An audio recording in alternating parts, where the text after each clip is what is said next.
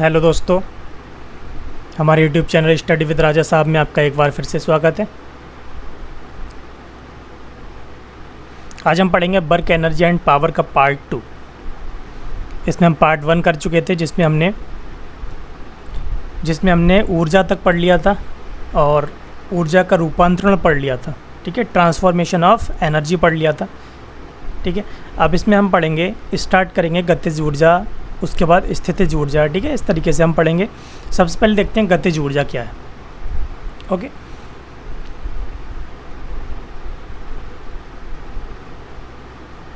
Okay, सबसे पहले देखेंगे गतिज ऊर्जा। गतिज ऊर्जा क्या होती है, सबसे पहले देखते हैं गतिज ऊर्जा।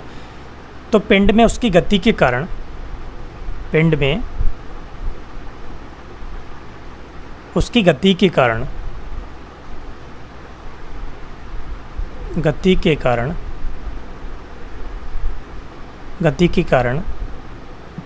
निहित ऊर्जा, ठीक है, क्या कहलाती है? गतिज ऊर्जा। ठीक है, नहीं, अब इसके लिए देखेंगे। सबसे पहले एक उदाहरण देख सकते हैं। ठीक है, एग्जाम्पल के लिए लेंगे। पहला, बहते हुए पानी की ऊर्जा। ठीक है, बहते हुए पानी में ऊर्जा। ठीक है, बहते हुए पानी में ऊर्जा। ठीक है, नहीं, जिससे हम क्या चलाते हैं, जिससे हम आटा चक्की, ठीक है, नहीं, तो चक्की को चलाया जाता है पानी की ऊर्जा को इस्तेमाल करके, जिसको हम क्या कहते हैं? गतिज ऊर्जा। ठीक है, नहीं, दूसरा देख सकते हैं वायु की गतिज ऊर्जा। ठीक है, चलती हुई वायु की ऊर्जा, वायु की गतिज ऊर्जा, जिससे चलाया जाता है, पवन चक्की चलाई जाती है। ठीक है, नहीं, गतिज ऊर्जा, पवन चक्की। ठीक है, उसके बाद हम देख सकते हैं कि जिस तरीके से हम क्या करते हैं, जैसे किसी कील को हम दीवार में ठोकते हैं। ठीक है, तो हथौड़े से मारते हैं ना, तो हथौड़े से कील को ठोकते हैं। ठीक है, तो उसमें क्या होती है, जो हथौड़े की ऊर्जा होती है, ठीक है, उसकी गति के कारण, तो उस गतिज ऊर्जा को हम इस्तेमाल करते हैं उसको दीवार में ठोकने के लिए। ठीक है, नहीं, आगे देखेंगे। चौथा एग्जाम्पल ले सकते हैं इसमें। जैसे घोड़ा किसी गाड़ी को खींच रहा है। ठीक है, घोड़े द्वारा गाड़ी को खींचने में, ठीक है, गाड़ी को खींचता है। ठीक है, तो उसमें गति पैदा करता है, उत्पन्न करता है, तो उसमें क्या हो जाती है? गतिज ऊर्जा पैदा हो जाती है। ठीक है, नहीं, तो इस तरीके से ये एग्जाम्पल हो गए। आगे देखेंगे, अगर हम इसके फार्मूले की बात करें, तो जैसे हमने यहाँ पर एक वस्तु ले ली और वो यहाँ पर रेस्ट में है, ठीक है, विराम में, और इस पर हमने एक बल लगा दिया, ठीक है, F, जिसकी वजह से वो मूव करने लगी, तो उसमें एक वेलोसिटी जनरेट हो जाएगी। ठीक है, तो B ले लिया हमने यहाँ पर, तो पहले वो विराम में थी, उसमें गति पैदा हो गई। ठीक है, तो यहाँ पर हमने वस्तु का द्रव्यमान ले लिया। इसको आगे देखेंगे। व्यंजक के लिए m बराबर ले लिया हमने द्रव्यमान। ठीक है, पिंड का द्रव्यमान। ठीक है, नहीं, u क्या होगा? प्रारंभिक वेग होगा, प्रारंभिक वेग। v होगा यहाँ पर अंतिम वेग, पहले विराम में थी तो फिर उसमें वेग पैदा हो गया। ठीक है, उसके बाद देखेंगे F क्या है? बल लगाया जा रहा है, तो F इज इक्वल टू उस पर जो बल लगाया गया है, तो लगाया गया बल। ठीक है, नहीं, और S वस्तु द्वारा तय दूरी या पिंड द्वारा तय दूरी। ठीक है, नहीं, ये देखें तो पिंड में त्वरण, जब उस पर बल लगा रहे हैं तो उसमें एक त्वरण पैदा होगा। ठीक है, तो पिंड में उत्पन्न त्वरण, ठीक है, अब इसके बाद में देखेंगे कि किस तरीके से हम गतिज ऊर्जा के लिए व्यंजक निकाल सकते हैं। ठीक है, अगर हम गति के तीसरे समीकरण से ले लें तो B square is equal to क्या होता है, यू स्क्वायर प्लस 2as होता है। ठीक है, अब यहाँ पर u प्रारंभिक वेग जो कि क्या है, 0 है, तो V square is equal to क्या हो जाएगा, 0 प्लस 2as। अब यहाँ पर हम लिख सकते हैं s is equal to B square upon 2a। ठीक है, लिख सकते हैं इसको। अब यहाँ पर देखेंगे हम किया गया कार्य। ठीक है, तो बल द्वारा किया गया कार्य क्या होगा उसको हम निकालेंगे। तो W इज इक्वल टू क्या होगा, W is equal to F into S. अब F क्या है यहाँ पर, ma होगा, क्योंकि वस्तु में a त्वरण उत्पन्न हो रहा है, तो ma लेंगे और s हमने यहाँ पर फाइंड कर लिया, तो बी स्क्वायर अपॉन 2a। ठीक है, वैल्यू हमने पुट कर दी, a से a यहाँ पर कैंसिल कर सकते हैं, तो W इज इक्वल टू क्या हो गया, mv स्क्वायर अपॉन 2। ठीक है नहीं, तो ये हो गया गतिज ऊर्जा का व्यंजक। ठीक है नहीं, W is equal to 1/2 mv square ऐसे भी लिख सकते हैं। ठीक है नहीं, एक ही चीज़ है। अब यहाँ पर हम देखेंगे तो क्या है, अब ये जो कार्य है इसमें, ये कार्य वस्तु की गतिज ऊर्जा में परिवर्तित हो जाता है। ठीक है, यह कार्य वस्तु की गतिज ऊर्जा में, वस्तु की गतिज ऊर्जा में परिवर्तित हो जाता है। ठीक है नहीं, परिवर्तित हो जाता। ठीक है, आगे देखेंगे। अब इसका कलन विधि क्या होगा। ठीक है, अब इसको हम डिफरेंशिएशन मेथड से देखेंगे कि किस तरीके से हम यहाँ पर निकाल सकते हैं गतिज ऊर्जा के लिए व्यंजक। ठीक है, तब इसमें देखेंगे कि जो वस्तु पर बल लगाया जा रहा है, ठीक है, वो क्या है, F वेक्टर है। ठीक है, और इसमें जो विस्थापन हो रहा है, ठीक है, वस्तु मान लिया यहाँ से चल करके यहाँ तक आ जाती है, तो इसमें ds विस्थापन हो रहा है, एक सूक्ष्म विस्थापन हो रहा है। ठीक है, तो सूक्ष्म विस्थापन के लिए लेंगे तब dw इज इक्वल टू क्या हो जाएगा, यहाँ पर F vector F dot vector ds। तब यहाँ पर क्या लेंगे, अब यहाँ पर अब ये इसकी दिशा में है, जब दिशा में है तो क्या होगा, यहाँ पर थीटा इज इक्वल टू 0 होगा। जब theta is equal to 0 degree होगा तो यहाँ पर क्या लिख सकते हैं, F इन ds cos theta. Theta is equal to 0 है, तो यहाँ पर मैक्सिमम हो जाएगा F इंटू ds। ठीक है, कॉस थीटा कॉस 0 रखेंगे और कॉस 0 की वैल्यू होती है 1। ठीक है, तो ये हो गया F ds कॉस थीटा और F ds आ गया नीचे। ठीक है, अब इसके लिए हम लिख सकते हैं, F के लिए हम यहाँ पर लिखेंगे dw is equal to, F के लिए हम लिख सकते हैं F is equal to ma। तो ma ds। अब यहाँ पर देखिए, यहाँ पर a क्या है, एक्सीलरेशन है। अब एक्सीलरेशन को क्या लिख सकते हैं, db अपॉन dt लिख सकते हैं। वेग में परिवर्तन की दर ही तो होता है, तो वेग में परिवर्तन की दर को क्या कहते हैं, त्वरण कहते हैं। ठीक है, एक्सीलरेशन कहते हैं, इंटू ds। अब dv अपॉन dt इसको लिख सकते हैं m dv into ds upon dt। ठीक है, लिख सकते हैं। अब यहाँ पर हो गया m यहाँ पर क्या है, ये ds अपॉन dt को क्या लिख सकते हैं, ds अपॉन dt। तो ds अपॉन dt क्या होता है, ds upon dt is equal to विस्थापन में परिवर्तन की दर किसके बराबर होता है, वेग के बराबर होता है। तो यहाँ पर हम m dv इंटू v लिख सकते हैं। ठीक है नहीं, अब यहाँ पर आ गया dw is equal to m dv into v। Okay, यहाँ पर लिख सकते हैं dw is equal to mv into dv। ठीक है, लिख सकते हैं इसको। अब आगे इसमें देखेंगे,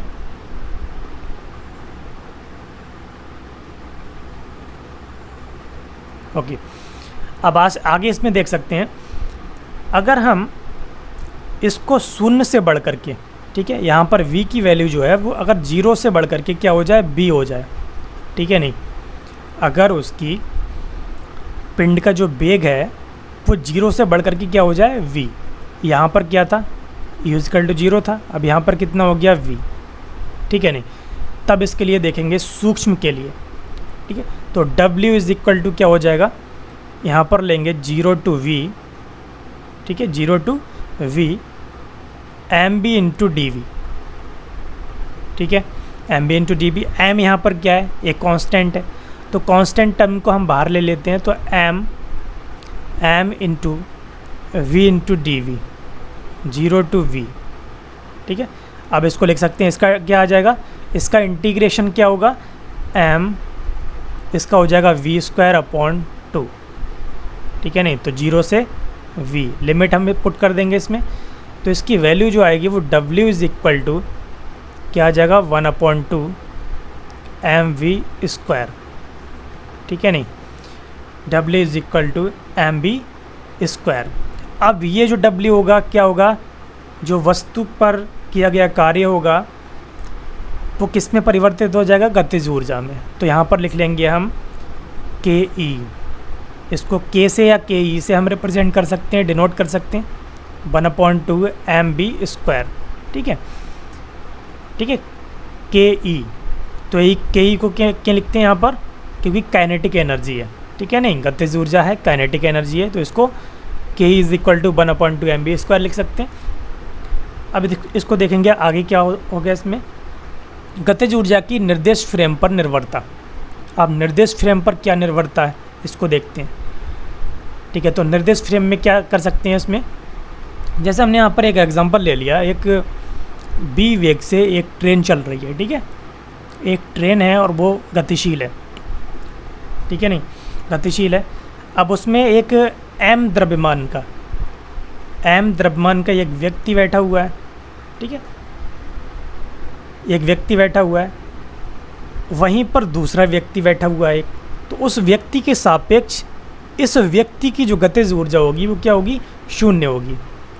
इसके सापेक्ष इसकी गतिज ऊर्जा क्या होगी, 0 होगी, जो कि ट्रेन में ही बैठा हुआ है, ठीक है। ये एक निर्देश फ्रेम हो गया, तो जिसके अनुसार उसकी गतिज ऊर्जा 0 है, क्योंकि उसकी गति 0 है, सापेक्ष गति 0 है। अब देखेंगे एक प्लेटफॉर्म पर खड़ा हुआ है, तो प्लेटफॉर्म पर जो खड़ा है उसके सापेक्ष क्या होगा, उसके सापेक्ष ये गतिशील है, ठीक है, इसमें गतिज ऊर्जा है, गति कर रहा है, ठीक है नहीं। तब ये कंडीशन होगी, तब उसकी गतिज ऊर्जा क्या होगी, जो प्लेटफॉर्म पर खड़ा है उसके सापेक्ष जो होगी वो क्या होगी, 1/2 mv², ठीक है, क्योंकि b उसका क्या है, वेग है, ट्रेन का वेग है। जब ट्रेन का वेग है तो उसमें बैठे हुए व्यक्ति का भी वेग क्या है, v वेग है। तो यहाँ पर हम उसकी गतिज ऊर्जा किससे लिख सकते हैं, 1/2 mv² से लिख सकते हैं, ठीक है नहीं। आगे देखेंगे सापेक्षिकता के आधार पर गतिज ऊर्जा। सापेक्षिकता के आधार पर गतिज ऊर्जा क्या है, इसको भी देख लेते हैं। ओके, इसमें देखेंगे गतिज ऊर्जा = m/1/2 mv², ठीक है, 1/2 mv²। अब यहाँ पर जो v है, ये जो v है, वेग की जो वैल्यू है, वो वेग क्या है, वो प्रकाश की चाल से बहुत ही कम है, प्रकाश की चाल से उसकी वैल्यू बहुत कम है। तभी हम क्या दे सकते हैं यहाँ से, गतिज ऊर्जा की हम गतिज ऊर्जा की वैल्यू निकाल सकते हैं, ठीक है, फाइंड कर सकते हैं। लेकिन जब यहाँ पर प्रकाश के वेग के बराबर हो जाए, जब b की वैल्यू प्रकाश के वेग के, ठीक है, c की वैल्यू जो होती है वो क्या होती है, 3 × 10⁸ मीटर पर सेकेंड, ठीक है, ये होती है।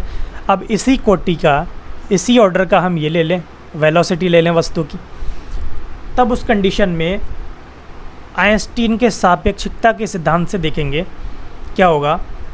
सापेक्षिकता के सिद्धांत से, सापेक्षिकता के सिद्धांत से क्या होगा, mc² माइनस m0c²। ओके, तो E ठीक है, E क्या होगा, mc² माइनस m0c²। अब यहाँ से हम क्या करेंगे, यहाँ से हमने m0 c स्क्वायर, ठीक है, upon under root 1 minus B square upon C square minus m0 c square, ठीक है। तो ये वैल्यू होगी, ठीक है। तो सापेक्षिकता के आधार पर गतिज ऊर्जा क्या होगी, E is equal to m0 c square upon under root 1 minus B square upon C square minus m0 c square. Okay, आगे देखेंगे कार्य ऊर्जा प्रमेय। ओके, कार्य ऊर्जा प्रमेय क्या है इसको देखते हैं। कार्य ऊर्जा प्रमेय, ओके, कार्य ऊर्जा प्रमेय क्या है, तो हम देखेंगे जहाँ पर हमने dw इज इक्वल टू निकाला था हमने mv इंटू डी वी, ठीक है, mv इंटू डी वी निकाला था।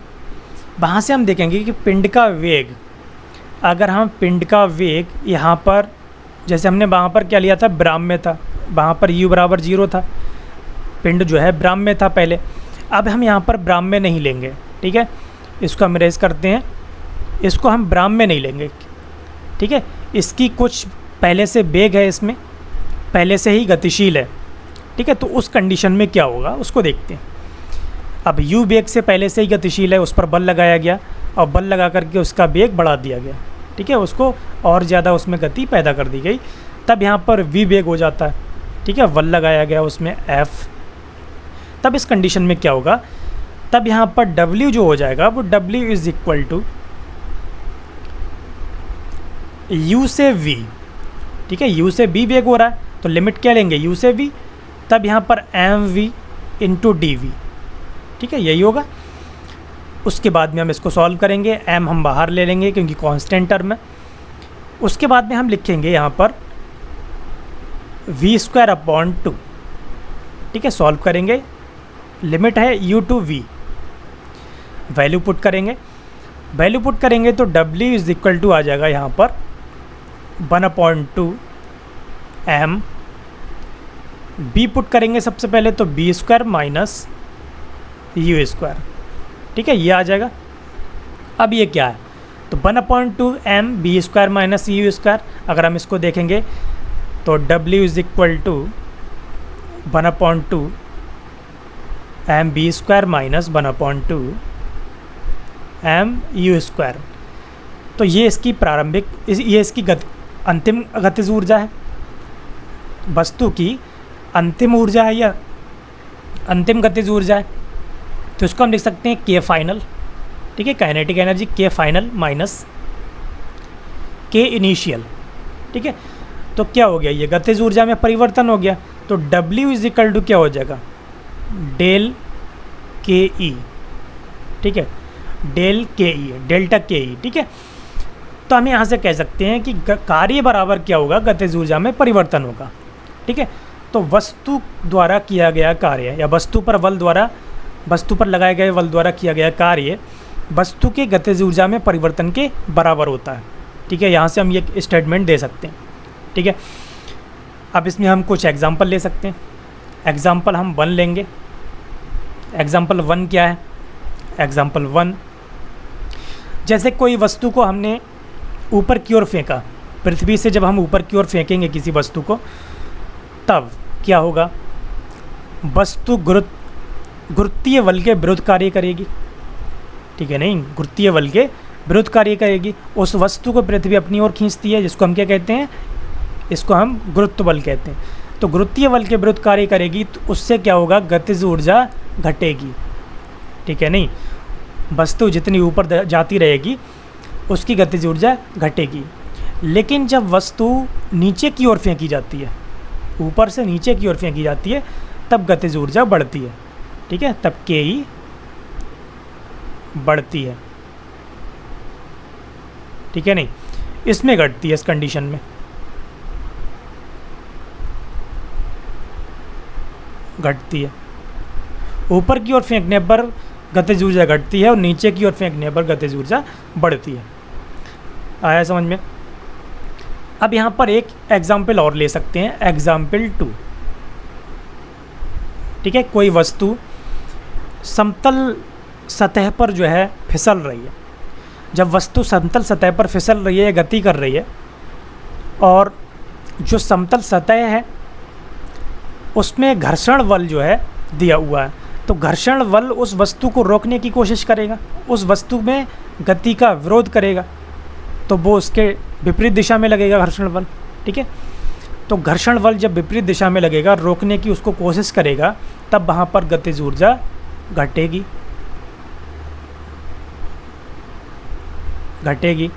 ठीक है, आ रहा है समझ में, घटेगी।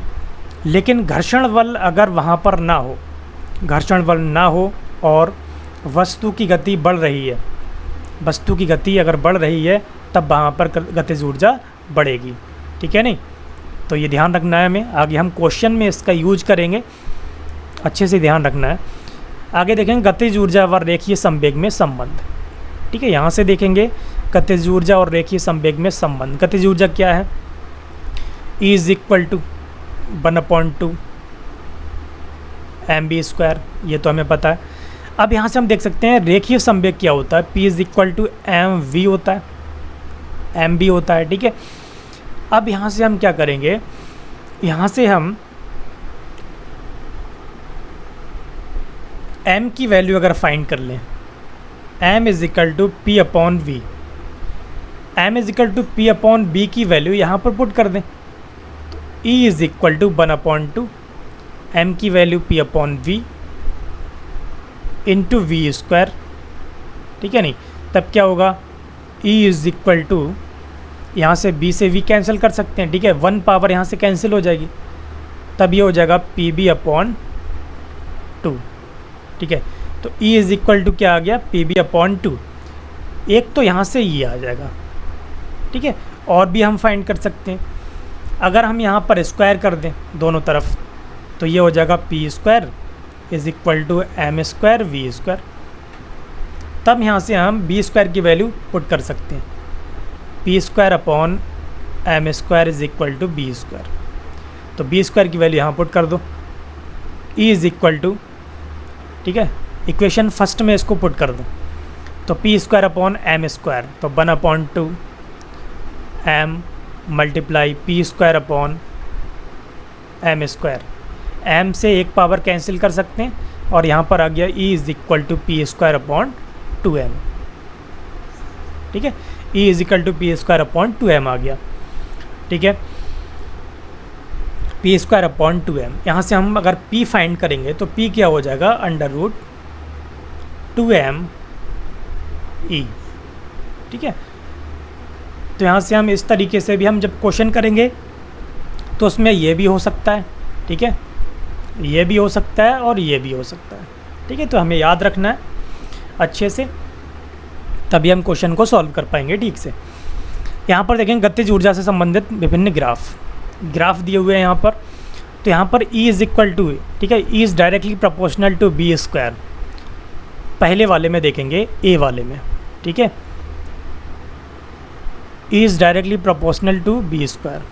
ठीक है, तब यहाँ पर क्या होगा, ये पैराबोलिक होगा। ठीक है, पैराबोलिक होगा, दिया हुआ है इमेज में। ठीक है, ध्यान रखना है हमें, क्योंकि यहाँ पर क्या है, m जो है उसका मॉस बॉडी का, वहाँ पर m कांस्टेंट रहता है, तो हमें केवल किस पर डिपेंड करेगा, जो काइनेटिक एनर्जी होगी वो डिपेंड करेगी उसकी वेलोसिटी पर। तो वेलोसिटी का यहाँ पर स्क्वायर है। ठीक है, तो पैराबोलिक होगा इसका ग्राफ। सेकंड वाले में देखेंगे, तो सेकंड वाले में क्या होगा, सेकंड वाले में E is directly proportional to P²। ये कहाँ से आ गया, ये आ गया यहाँ से E is equal to P² upon 2m से। ठीक है, E is directly proportional to P²। तो इस कंडीशन में भी क्या होगा, इस कंडीशन में भी पैराबोलिक होगा। ठीक है, और B में जो इमेज दिया हुआ है अच्छे से ध्यान रखना है, इसी तरीके से बनेगा ग्राफ। C वाला पार्ट देखते हैं, इसमें C वाला क्या है, E is directly proportional to P upon m।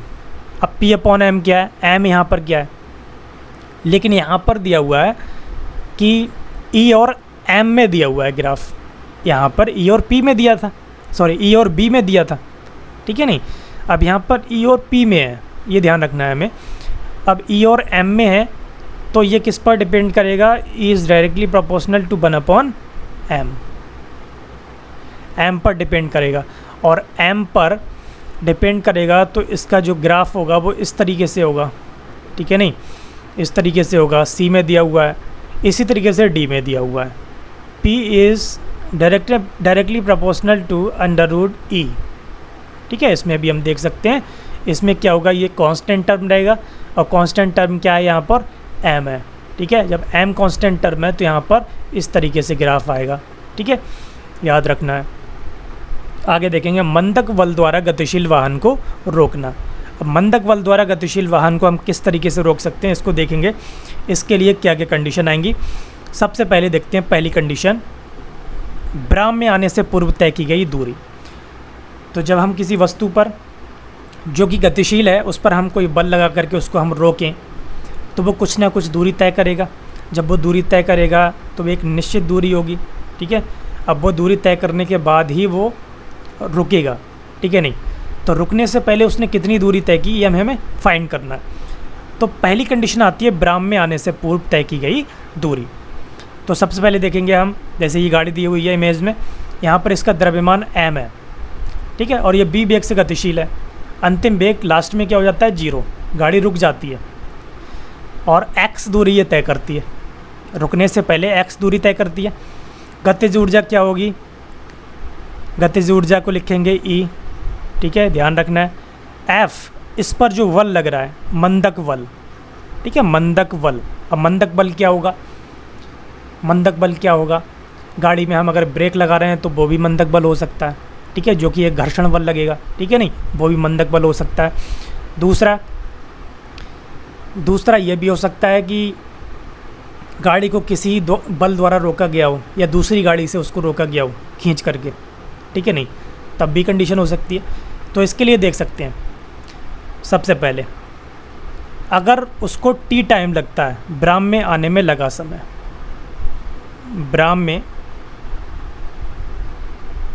आने में लगा समय, अगर वो रेस्ट में आने से पहले, ठीक है, रेस्ट में आने से पहले x दूरी तय करती है और उस x दूरी तय करने में उसको समय कितना लगता है, t, या विराम में आने में समय t लगता है, ठीक है।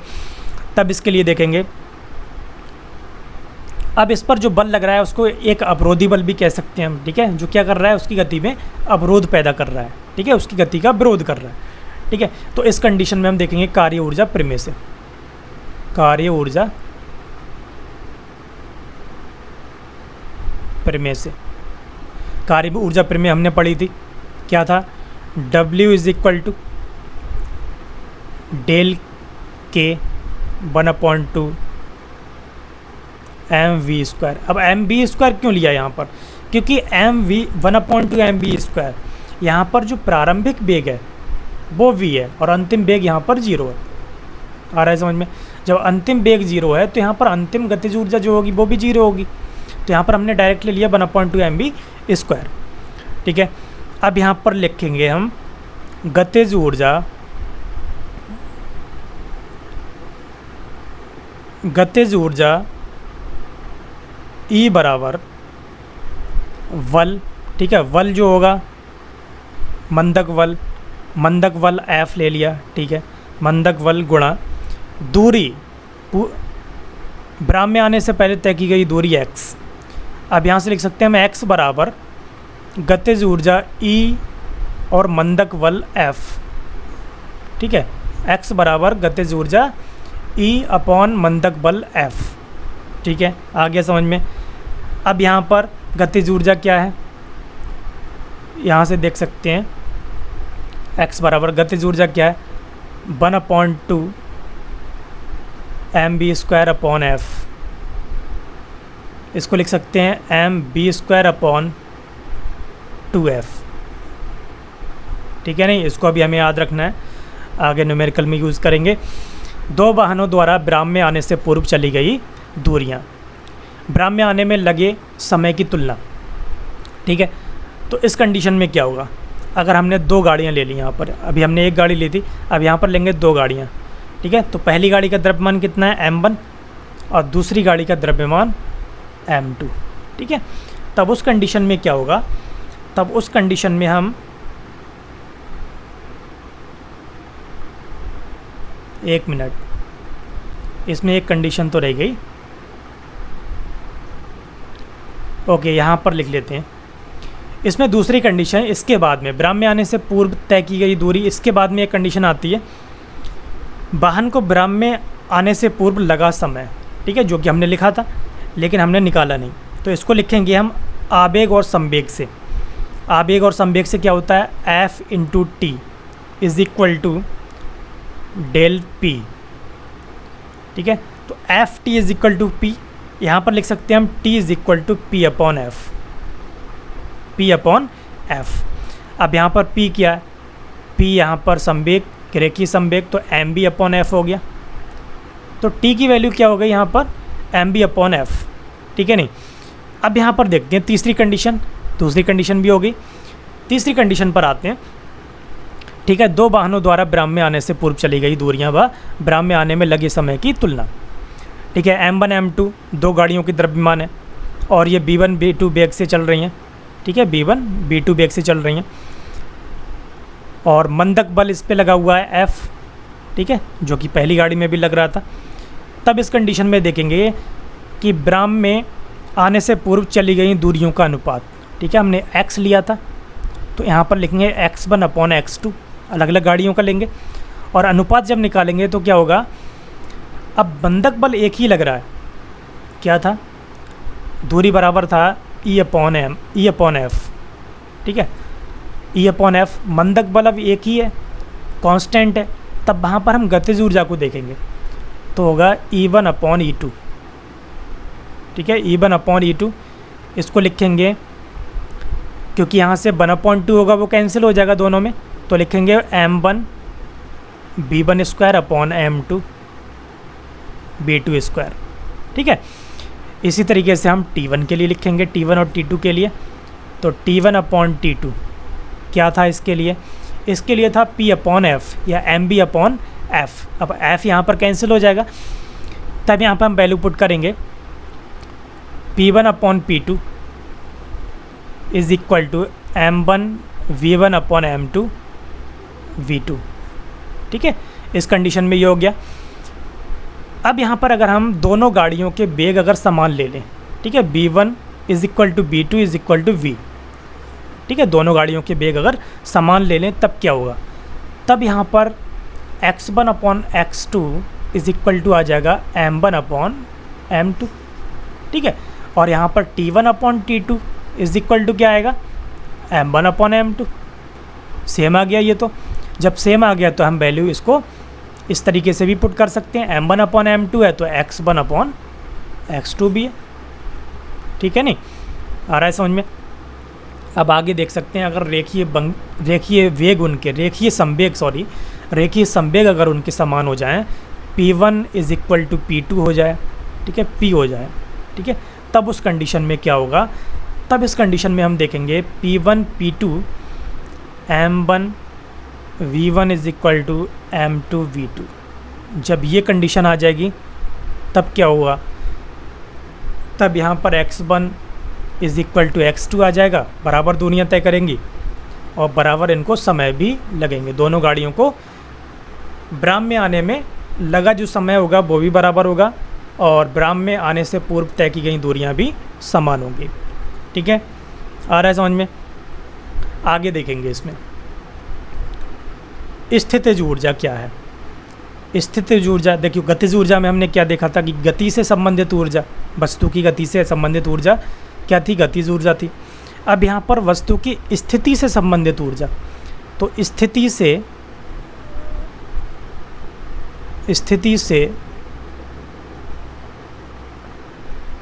संबद्ध ऊर्जा, ठीक है, स्थिति से संबंध ऊर्जा क्या थी, स्थितिज ऊर्जा, ठीक है।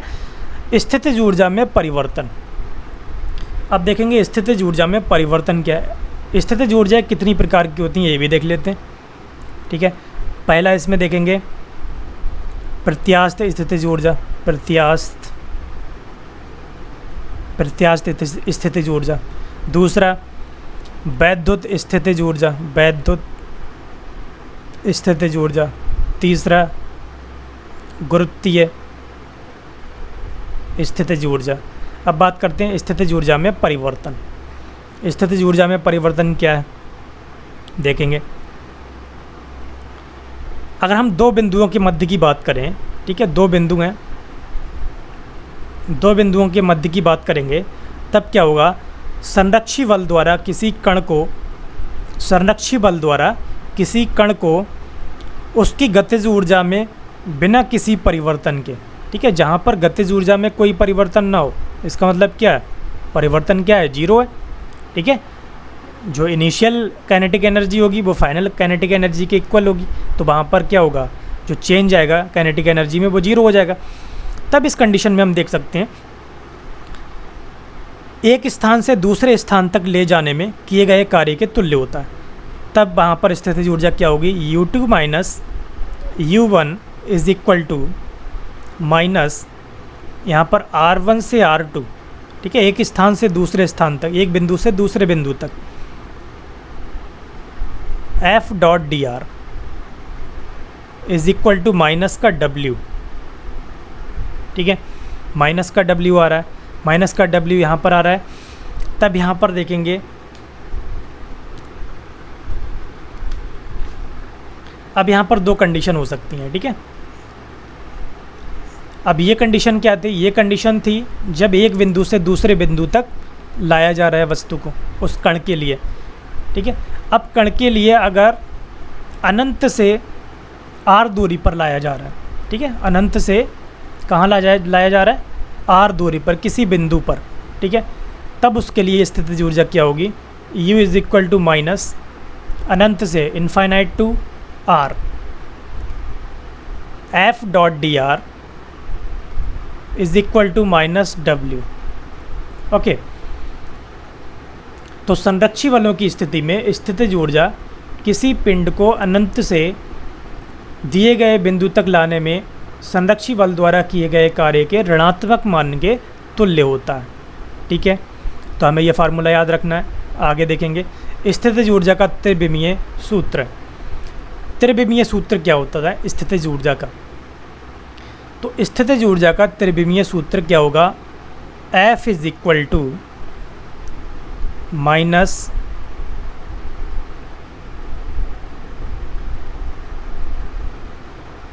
ठीक है, इसको बोलते हैं हम नेबुला ऑपरेटर, ठीक है। इस डेल ऑपरेटर को क्या बोलते हैं, नेबुला ऑपरेटर भी बोलते हैं, इसको डेल भी बोलते हैं, ठीक है।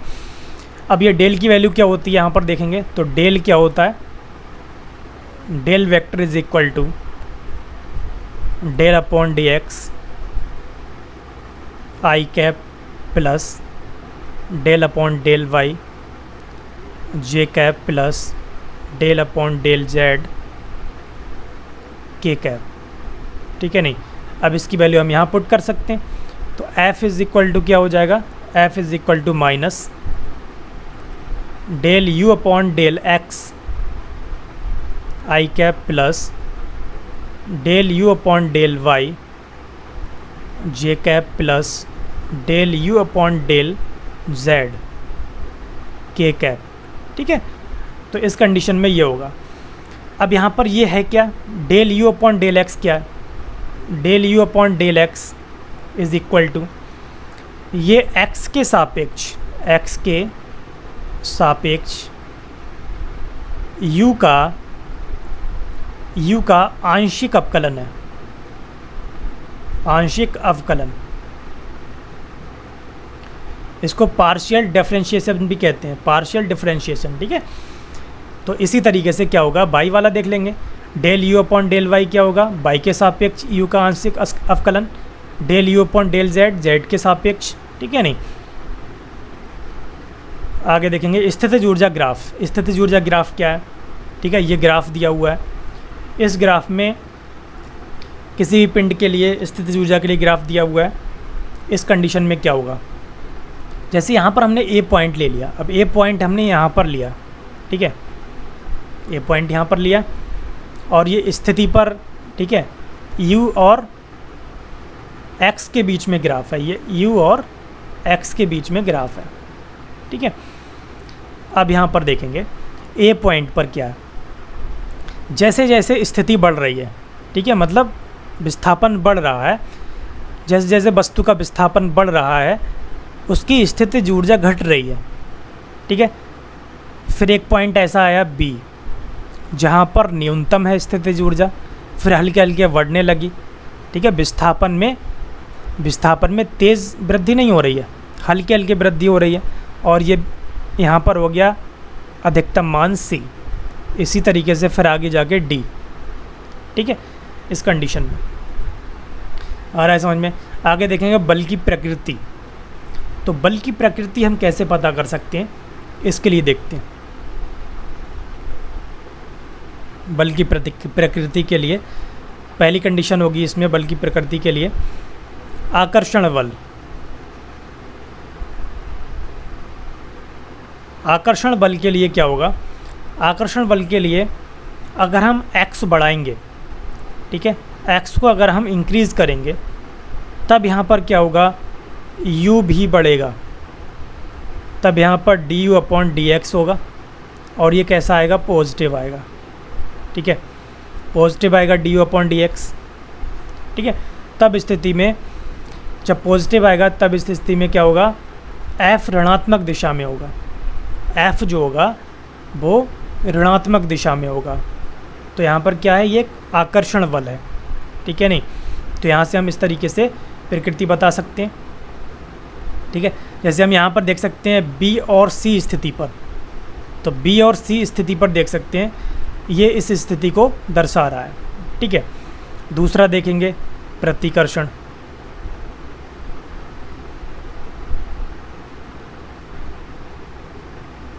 प्रतिकर्षण बल देखेंगे। अब यहाँ पर x जब हम बढ़ाएंगे तब यहाँ पर u घटेगा, जब u घटेगा तो यहाँ पर क्या हो जाएगा, du/dx, ये आ जाएगा नेगेटिव। जब ये नेगेटिव आ जाएगा तब यहाँ पर बल कैसा होगा, प्रतिकर्षण बल होगा, ठीक है। और ये स्थिति हमें कहाँ पर दिख रही है, ए से बी में, ए से बी कंडीशन में इसको हम देख सकते हैं, ठीक है नहीं। इसी तरीके से इसकी तीसरी स्थिति होती है शून्य बल, ठीक है, शून्य बल। शून्य बल का यहाँ पर मतलब है यहाँ पर कोई बल नहीं लग रहा है, तो F क्या है, यहाँ पर 0 है, ठीक है। इस कंडीशन में क्या होगा, u में कोई चेंज नहीं होगा, एक तरीके से कांस्टेंट रहेगा u, यहाँ पर u नियत रहेगा, ठीक है। तो du/dx जो होगा वो आएगा 0, ठीक है, du/dx क्या आएगा, 0 आएगा, ठीक है। और इस स्थिति को हम कहाँ देख सकते हैं, v, c और d पर, ठीक है, जहाँ पर u का जो है महत्तम मान है, ठीक है, अधिकतम मान है, मैक्सिमम वैल्यू है, ओके। आगे देखेंगे साम्यावस्था के प्रकार क्या है। साम्यावस्था के प्रकार, यदि कण पर कार्यरत कुल बल शून्य हो, जब बल क्या हो, शून्य हो, वस्तु पर कार्यरत कुल बल शून्य हो, तब उस स्थिति को क्या कहते हैं, साम्यावस्था की स्थिति कहते हैं, साम्य अवस्था, साम्यावस्था। इस कंडीशन में क्या होता है, du/dx होता है 0, ठीक है, इसी को हम कहते हैं साम्यावस्था, ओके। अब इसमें हम देखेंगे साम्यावस्था के प्रकार। साम्यावस्था के प्रकार क्या क्या हो सकते हैं। पहली कंडीशन एक स्थायी होगा, दूसरा अस्थायी होगा, तीसरा होगा यहाँ पे उदासीन। अब किस कंडीशन में होगा इसको भी देखेंगे, ठीक है। इसमें देखते हैं किस कंडीशन में होगा, स्थायी कब होगा। यहाँ पर हम देख सकते हैं एक कटोरा दिया हुआ है, ठीक है, कटोरे में एक कह सकते हैं एक छोटी सी यहाँ पर गोली है, ठीक है, या फिर बॉल है छोटी सी। अगर हम बॉल के लिए थोड़ा सा इस पर बल लगा करके खिसकाएंगे और छोड़ने पर इसको फिर से ये प्रारंभिक स्थिति में आ जाएगा, ठीक है। इसको देख सकते हैं, यदि कण को किसी स्थिति से थोड़ा सा विस्थापित करते हैं, ठीक है, उसको विस्थापित करने के बाद लगने वाले बल उससे पुनः प्रारंभिक स्थिति में ले आते हैं, तो कण की यह स्थिति क्या होती है, स्थायी साम्यावस्था कहलाती है, ठीक है। जब वह अपनी प्रारंभिक स्थिति में आ जाता है तब उस कंडीशन को क्या कहते हैं, स्थायी साम्यावस्था। यहाँ पर F इज इक्वल टू क्या होता है, minus D U upon D X is equal to 0, और इसका double derivative D square upon D square U upon D X square is equal to धनात्मक होता है, पॉजिटिव होता है। ठीक है, आगे देखेंगे। इस स्थिति में अस्थायी में क्या है, इस कंडीशन में जिस तरीके से गोली रखी हुई है, अगर हम इसको थोड़ा सा भी खिसकाते हैं, ठीक है, थोड़ा सा भी अगर इसको हम खिसकाते हैं तो यह अपनी प्रारंभिक स्थिति में नहीं आ सकता। ठीक है, जो गोली है वो अपनी प्रारंभिक स्थिति में नहीं आएगी। तब इस कंडीशन में क्या होगा, F is equal to minus D upon D X is equal to क्या होगा, 0 होगा, और इसका डबल डेरिवेटिव होगा ऋणात्मक, नेगेटिव होगा। यहाँ पर पॉजिटिव था, ध्यान रखना है। जब ये ऋणात्मक होगा इसका मतलब क्या है, अपनी प्रारंभिक स्थिति में नहीं आएगा।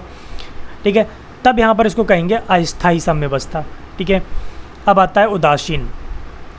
उदासीन में क्या होगा, उदासीन में देखते हैं, यदि कण को किसी स्थिति से थोड़ा सा विस्थापित करते हैं और कण किसी बल का अनुभव ना करे, तब विस्थापित स्थिति में साम्यावस्था में रहे, तो कण की यह स्थिति उदासीन साम्यावस्था कहलाती है। यहाँ पर D upon D X is equal to 0 होगा, इसका डबल डेरिवेटिव 0 के बराबर आएगा। ठीक है, तब इसको कहेंगे उदासीन साम्यावस्था। डी अपॉन डी एक्स के परिवर्तन की जो दर है वो क्या है, 0 के बराबर है। यहाँ पर कोई भी बल को वो अनुभव नहीं करेगा। ठीक है, नहीं, कोई बल को अनुभव नहीं करेगा। ठीक है, नहीं, आगे देखेंगे। प्रत्यास्थ स्थितिज ऊर्जा, प्रत्यानयन बल व स्प्रिंग नियतांक। ओके, अब देखते हैं क्या होता है इसमें देखेंगे प्रत्यानयन बल व स्प्रिंग नियतांक।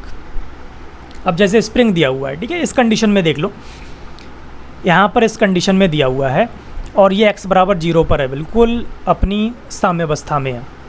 अगर इसको हम थोड़ा सा खींच करके छोड़ दें, खींच करके जब हम छोड़ेंगे, ठीक है, एक बाह्य बल द्वारा खींच लिया इसको, और इसमें कितना हो गया, x विस्थापन हो गया। ठीक है, प्लस x, इसका मतलब यहाँ पर विस्थापन बढ़ रहा है। ठीक है, अब यहाँ पर क्या हुआ, यहाँ पर बाह्य बल से इसको दबा दिया गया। जब दबा दिया गया तब क्या हुआ, इसमें विस्थापन माइनस x, इसका मतलब विस्थापन घट गया। ठीक है, अपनी साम्य स्थिति से वो निगेटिव डायरेक्शन में चला गया। ठीक है, अगर हम इसको ओरिजिन लेते हैं, 0,0 लेते हैं, तब वो नेगेटिव डायरेक्शन में चला गया। अब इस कंडीशन में देखेंगे कि जो बल होता है, इस कंडीशन में जो बल होता है जिसको हम प्रत्यानयन बल कहते हैं, वो विस्थापन की ऋणात्मक स्थिति के अनुक्रमानुपाती होता है। ठीक है, तब यहाँ से आ जाएगा F is equal to minus K X. अब यहाँ पर K क्या है, K बराबर बल नियतांक है। ठीक है, फोर्स कांस्टेंट है, ये स्प्रिंग कांस्टेंट है, सॉरी। ठीक है, स्प्रिंग नियतांक, स्प्रिंग नियतांक है।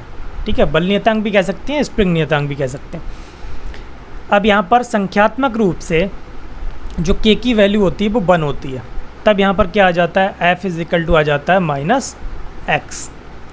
F इज इक्वल टू जब माइनस एक्स आ जाता है, तब इस कंडीशन में अगर x की वैल्यू भी हम अगर 1 रख दें, तब यहाँ पर क्या आएगा, x की वैल्यू अगर 1 रख दें और K की वैल्यू हम अगर पुट ना करें, तब यहाँ पर F इज इक्वल टू आएगा K।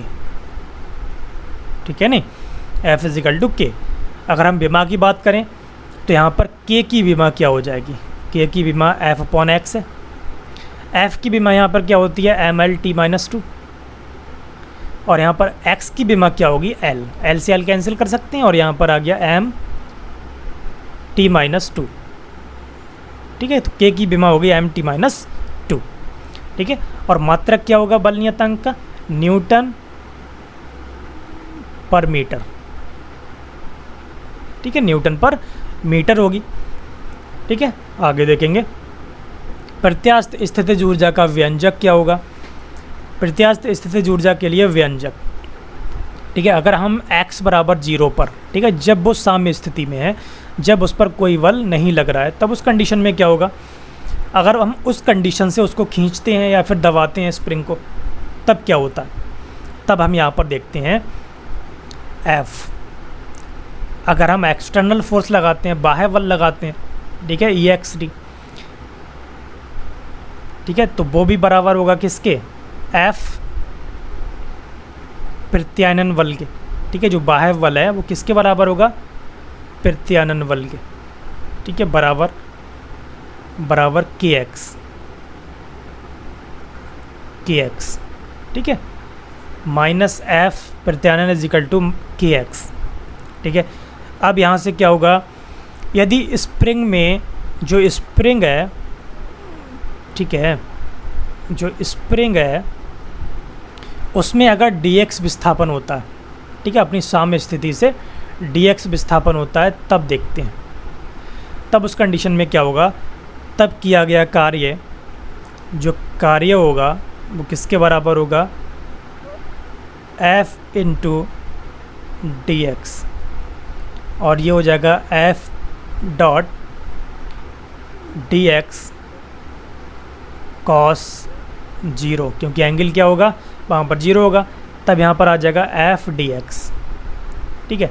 तो dw इज इक्वल टू आ गया, f की वैल्यू हम यहाँ पर पुट कर सकते हैं, f की वैल्यू क्या है, kx है, kx इंटू डी एक्स, ठीक है, kx इंटू डी एक्स। अब यहाँ पर हमने क्या लिया था, 0 से, सॉरी, हमने यहाँ पर लिया था dx, विस्थापन dx लिया था। अब हम विस्थापन क्या ले लें, 0 से विस्थापन x हो जाए, पहले क्या था, 0 विराम में था, ठीक है, जब हमने उस पर कोई बल नहीं लगाया था। अब हमने उस पर बल लगाया, उसको खींचा या फिर उसको दबाया, तब क्या विस्थापन हो गया, x हो गया। तब इस कंडीशन में बल क्या होगा, सॉरी, कार्य क्या होगा, w is equal to 0 to x, limit हो जाएगी, और kx इंटू डी एक्स। तब इस कंडीशन में क्या होगा, k X square upon 2, integration हो जाएगा इसका X square upon 2 x is equal to 1/2 kx square, ठीक है। तो ये वैल्यू हो गई 1/2 kx स्क्वायर के बराबर, ठीक है। नहीं, इसी को हम कहते हैं क्या, प्रत्यास्थ स्थितिज ऊर्जा। प्रत्यास्थ स्थितिज ऊर्जा U is equal to 1/2 kx square, ठीक है। नहीं, इसको अभी हमें याद रखना है, और आगे हम इसको न्यूमेरिकल में यूज़ करेंगे, ओके। अच्छा, यहाँ पे एक चीज़ और देख लेते हैं, अगर यहाँ पर विस्थापन स्प्रिंग में अगर प्रारंभिक स्थिति अगर x1 है, ठीक है, और अंतिम स्थिति x2 हो जाती है, ठीक है, स्प्रिंग में जो विस्थापन है वो प्रारंभिक स्थिति x1 है और अंतिम स्थिति x2 है, तब उस कंडीशन में क्या होगा, U is equal to 1/2 k x2 square minus x1 square, ठीक है, इस कंडीशन में हो जाएगा, ठीक है। अब इसी के लिए टेबल दी हुई है, यहाँ पर देखते हैं स्प्रिंग की प्रारंभिक स्थिति x1, x पर बराबर 0 के लिए क्या है, अगर वो संपीड़ित होता है, ठीक है, संपीड़ित का मतलब है उसको दबाया जाता है, तो x2 बराबर माइनस x हो गया, और यहाँ पर जो कार्य की वैल्यू होगी वो -1/2 kx स्क्वायर होगी। इसी तरीके से x1 अगर 0 है और x2 बराबर x है, उसको अगर खींचा जाता है तब -1/2 kx स्क्वायर होगा, ठीक है, आ रहा है समझ में। प्रसारित कर रहे हैं, x1 बराबर x है, पहले से ही प्रसारित है, इसका मतलब ये है, और बाद में सामान्य में x2 बराबर 0 हो जाता है, तब इस कंडीशन में क्या होगा, 1/2 kx स्क्वायर हो जाएगा, ठीक है। नहीं, बाकी की स्थितियाँ देख लेंगे, और हमें क्या करना है, बाद में न्यूमेरिकल करना है, तो इनको यूज़ करेंगे और याद रखना है। स्प्रिंग का ऊर्जा ग्राफ, स्प्रिंग का ऊर्जा ग्राफ देखेंगे। स्प्रिंग का ऊर्जा ग्राफ में देखो, यहाँ पर x बराबर 0 की स्थिति साम्य स्थिति में है, यहाँ पर जब इसको दबाया जाता है तो x की वैल्यू कितनी हो जाती है, -a, ठीक है, -a के बराबर, और यहाँ पर x बराबर +a, ठीक है। तब इस कंडीशन में देखेंगे यहाँ पर इमेज में इसका ग्राफ क्या होगा, तो ऊर्जा और स्थिति में क्या ग्राफ होगा इसमें देखते हैं। यहाँ पर है O पॉइंट, यहाँ पर मैक्सिमम पॉइंट है, जहाँ पर क्या है, एनर्जी मैक्सिमम है, ठीक है, ये देख सकते हैं मैक्सिमम है, ठीक है, और यहाँ पर ये है प्रत्यास्थ स्थितिज ऊर्जा के लिए ग्राफ, ठीक है, पैराबोलिक है। अब यहाँ पर इस कंडीशन में यहाँ पर देख सकते हैं कि E और U दोनों बराबर हैं, E U के बराबर है, लेकिन यहाँ पर देखेंगे जैसे जैसे विस्थापन बढ़ता है स्थितिज ऊर्जा बढ़ती है, समझ में आ रहा है, स्थितिज ऊर्जा बढ़ती है, ठीक है। लेकिन दूसरी कंडीशन में इस वाले ग्राफ में देखेंगे कि जैसे जैसे विस्थापन बढ़ रहा है गतिज ऊर्जा घट रही है, ठीक है। दूसरा वाला ग्राफ आ रहा है समझ में, ठीक है। लेकिन कुल ऊर्जा जो है ई वो कांस्टेंट रह रही है। आगे देखेंगे वैद्युत स्थितिज ऊर्जा। तो वैद्युत स्थितिज ऊर्जा के लिए क्या लेंगे, दो आवेश लेंगे Q1 Q2।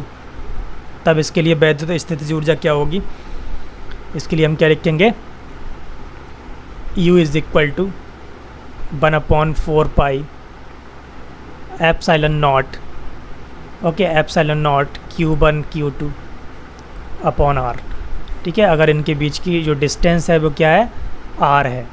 तब इस कंडीशन में U is equal to 1/4 pi epsilon nought Q1 Q2 upon R, ठीक है नहीं।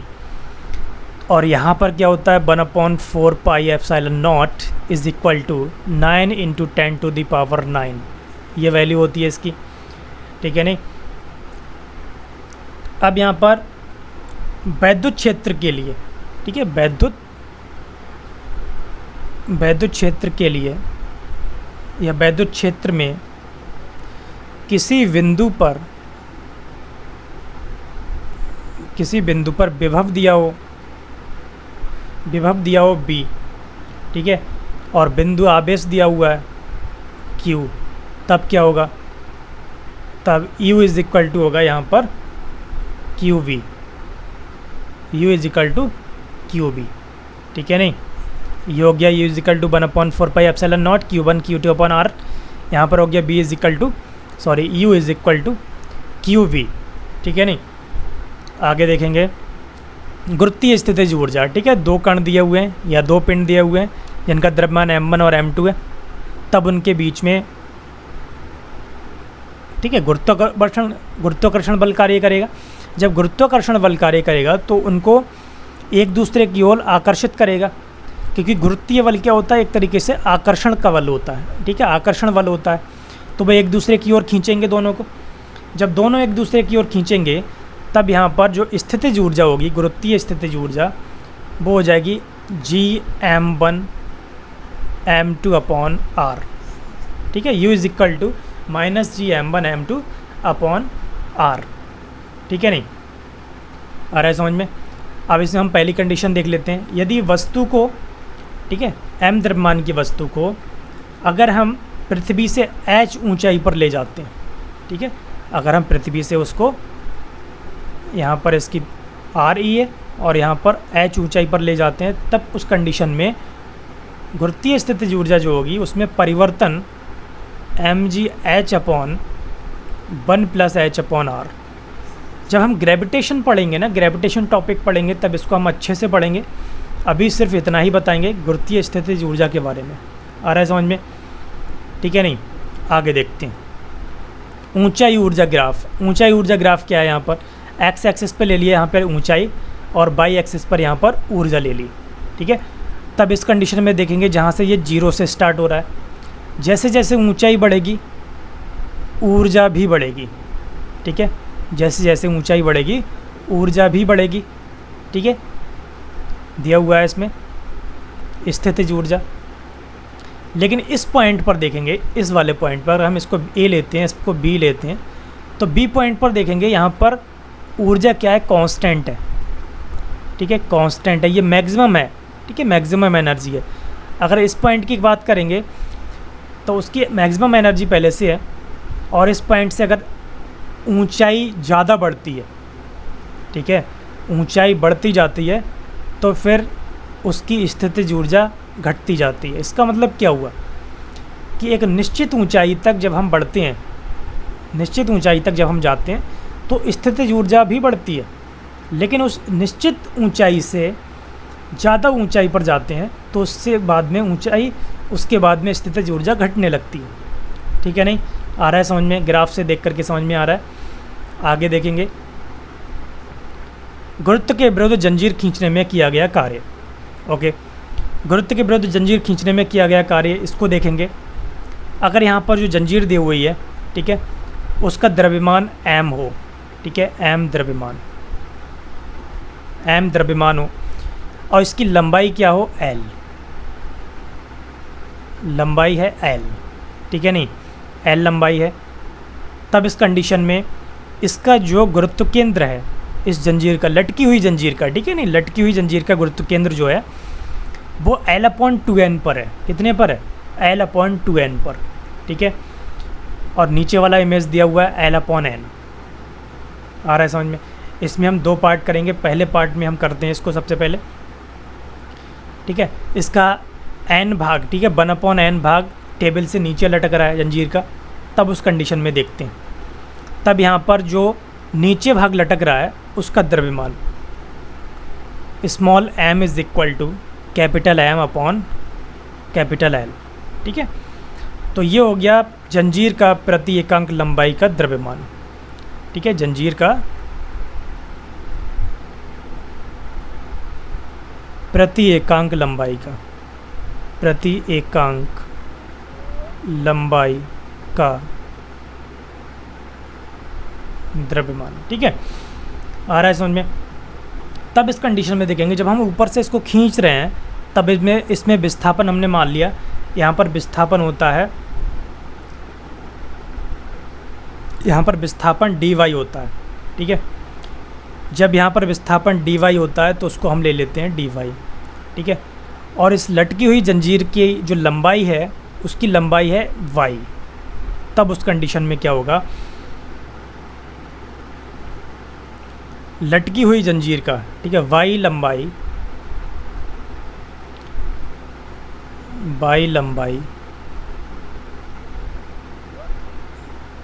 जंजीर का द्रव्यमान,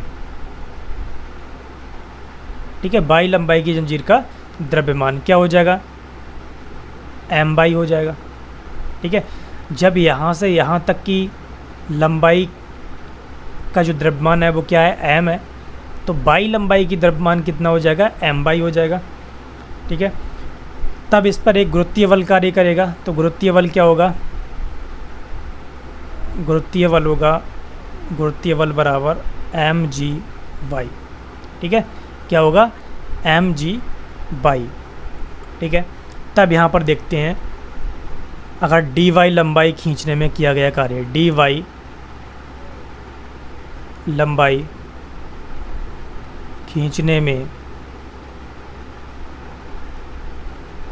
किया गया कार्य क्या होगा, dw इज़ इक्वल टू हो जाएगा यहाँ से f माइनस dy, क्योंकि लंबाई यहाँ से घट रही है, ठीक है, जो लंबाई लटकी हुई है वो लंबाई हम ऊपर की तरफ खींच रहे हैं चेन के लिए, तो यहाँ पर माइनस में लेंगे तो ये हो जाएगा माइनस का f इंटू dy। इसकी वैल्यू पुट कर लेंगे और वैल्यू पुट करेंगे तो क्या होगा, mgy इंटू dy, ठीक है, माइनस में आ रहा है। और माइनस चिन्ह हमने बताया था अभी, माइनस चिन्ह क्या शो कर रहा है कि यहाँ पर जंजीर की लंबाई घट रही है, ठीक है, ऊपर की तरफ खींच रहे हैं उसको। तब यहाँ पर हम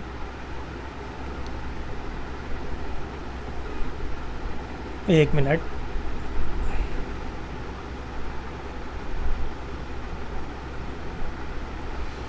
तब यहाँ पर हम वैल्यू फाइंड करेंगे इसकी, dw इज़ इक्वल टू क्या होगा, w is equal to L/n से 0 पर अगर लेकर जाएं इसको, तब इस कंडीशन में क्या होगा, mgy into dy is equal to mg बाई² अपॉन 2 L/n टू 0।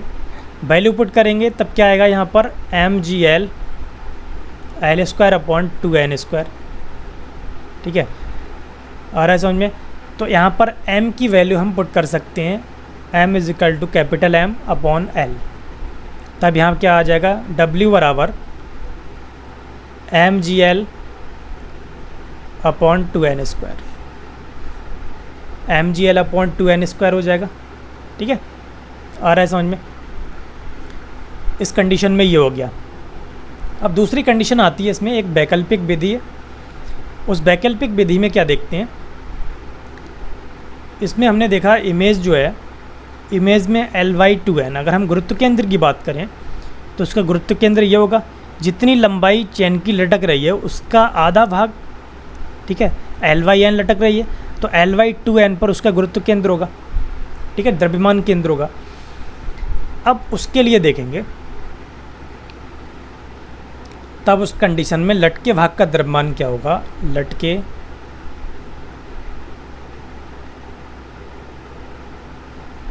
लटके भाग का द्रव्यमान बराबर m/n, ठीक है, लटके भाग का द्रव्यमान। तब द्रव्यमान केंद्र को मेज पर खींचने में किया गया कार्य, द्रव्यमान केंद्र को मेज पर खींचने में किया कार्य, ठीक है। अब इस कंडीशन में क्या होगा, W = हो जाएगा m/n into G into L/2n। तब W = mgl/2n², ठीक है नहीं, आ रहा है समझ में। तब यहाँ से ये ज़्यादा आसान है उस वाले से, ठीक है। तो वैकल्पिक विधि ये जो सेकंड वाला है, ठीक है, इसको हम सेकंड मेथड कह सकते हैं, ये ज़्यादा आसान है उससे। ऊर्जा संरक्षण का नियम, ऊर्जा संरक्षण का नियम क्या है इसको देखते हैं। ऊर्जा संरक्षण का नियम कार्य ऊर्जा प्रमेय से देखेंगे। कार्य ऊर्जा प्रमेय क्या थी, K2 - K1 = F.dr, ठीक है। तो गतिज ऊर्जा में परिवर्तन किसके बराबर था, किए गए कार्य के बराबर था, ठीक है। संरक्षित क्षेत्र में स्थितिज ऊर्जा की परिभाषा से देखेंगे तो U2 - U1 = होता है -F.dr, ठीक है। जब दोनों कंडीशन बराबर हैं, इसमें जब दोनों कंडीशन बराबर हैं तो इनको हम बराबर पुट कर सकते हैं।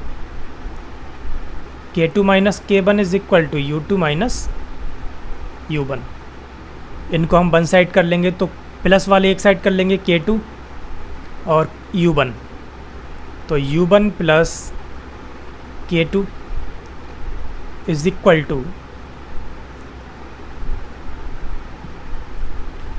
= क्या आ जाएगा यहाँ पे, U2 + K1, ठीक है, U2 + K1 आ रहा है समझ में। सॉरी, यहाँ पर माइनस भी तो था, तो यहाँ पर माइनस ले लेंगे, जब ये माइनस हो जाएगा तो ये प्लस हो जाएगा, और ये यहाँ पर ये नहीं आएगा, ठीक है नहीं।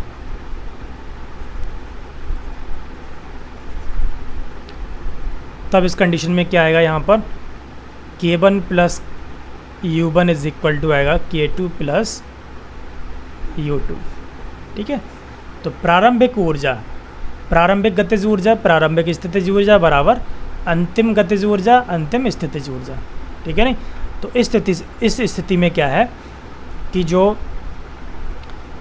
परिवर्तन है, ठीक है, डेल के गतिज ऊर्जा में परिवर्तन और स्थितिज ऊर्जा में परिवर्तन,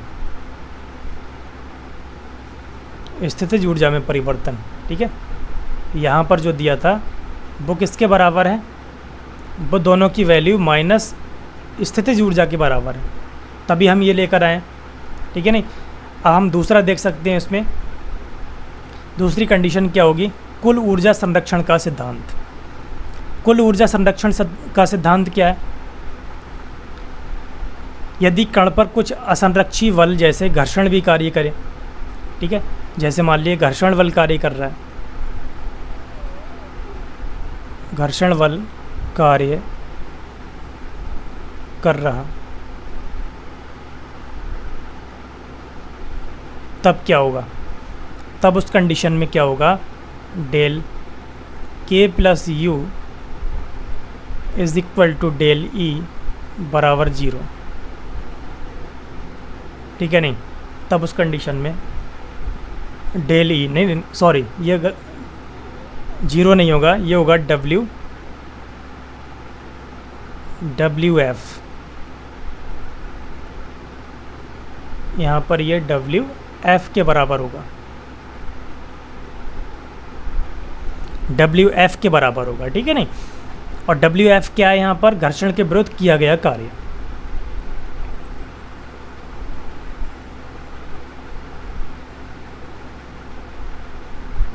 घर्षण के विरुद्ध किया गया कार्य, ठीक है नहीं, घर्षण के विरुद्ध किया गया कार्य। ओके, इसके बाद देखेंगे कुल ऊर्जा संरक्षण का सिद्धांत, ये इसमें बता दिया हमने। शक्ति देखेंगे, शक्ति क्या है। शक्ति जो है वो P is equal to W/T, ठीक है।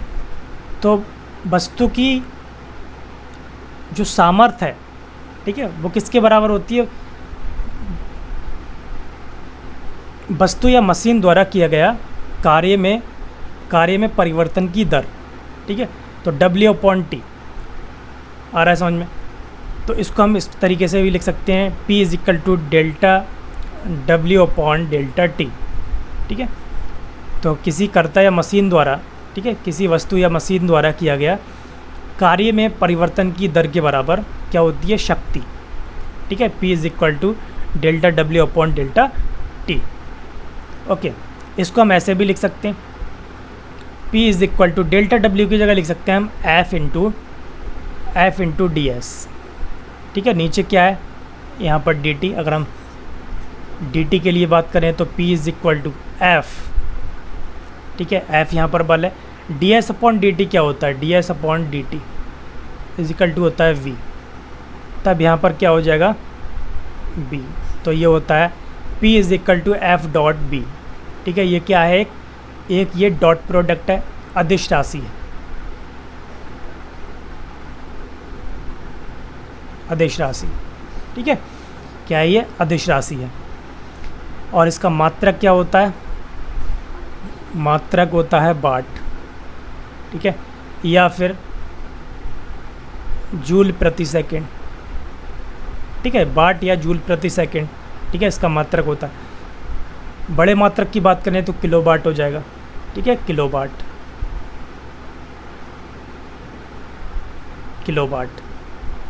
ठीक है नहीं।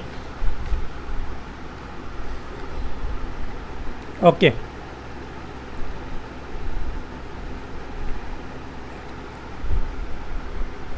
वीडियो काफ़ी लेंथी हो गई, 1 घंटा 12 मिनट, ठीक है। इसके आगे का हम अगली वीडियो में करेंगे, ज़्यादा लेंथी वीडियो हो गई है आज की, ठीक है। वीडियो अगर अच्छी लगी हो तो लाइक करें, शेयर करें, कमेंट करें और हमारे चैनल को सब्सक्राइब करें। Thank you very much.